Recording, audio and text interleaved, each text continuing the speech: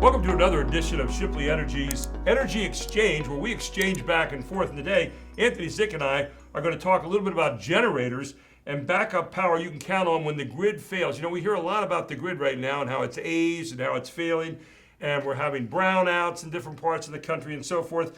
And I don't know if you knew this, but the average homeowner loses $1,200 every time the power goes out. That means like spoiled food and all that kind of stuff. And Anthony, for someone new to generators, what do they do? I mean, how do they work? How do generators actually work? And having one of those around is so important. So basically they take a fuel, a propane or a natural gas, and you convert it into energy. It's a little motor outside your house, and once you lose power, it kicks on by itself and generates electricity. I don't know about you, but I have a freezer full of venison at home, and I wouldn't want that to go to waste. I'm a guy that likes to smoke meats a lot, so I'm right there with you, my friend. But what types of emergencies outside of our smoked meats do generators help you prepare for? Oh, any kind of storm or power outage, you know, where there would be an interruption in your electrical service.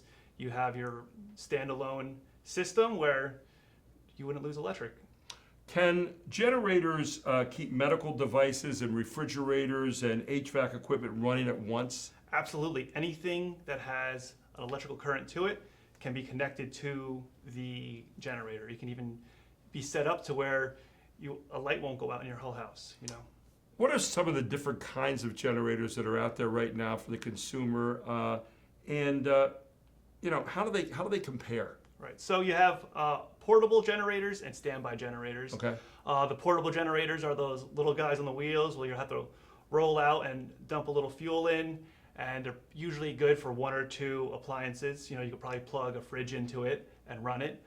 Standby generator, it's a permanent fixture in your house, and basically when it's wired into the house, it's set up with an automatic transfer switch.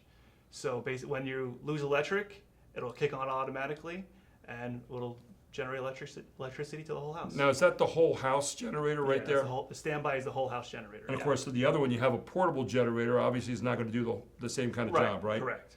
When you look at how does a generator detect an outage and kick on and start to really work? All right, so that's the automatic transfer switch. So it's a little panel that gets installed next to your electrical panel, and it senses when the power coming in is dropped, and it will actually transfer the source to the generator outside then. We hear a lot of myths about generators, and there are misconceptions about them, but what are some of the misconceptions about generator size and noise? Oh, yeah, usually they're loud and big, but that's not very true, at least anymore. Yeah. You know, especially with newer motors and newer insulation, they're a lot quieter. And then sizing is also important. It isn't something where bigger is always better. You know, you don't want something so big where you're not really using it to its full potential. You want it to be properly sized to your house. I remember the old days when the big generators would kick on. You thought the elephant herd was moving, Right, you know, yeah. and now it's much different. Absolutely. As you have refined those over the years. How do you determine the right size of generator for your home? Well, you give Shipley Energy a call, and we get out there and we size the house and we talk to you, seeing what you want covered as far as, you know, when the power does go out, what do you want to run?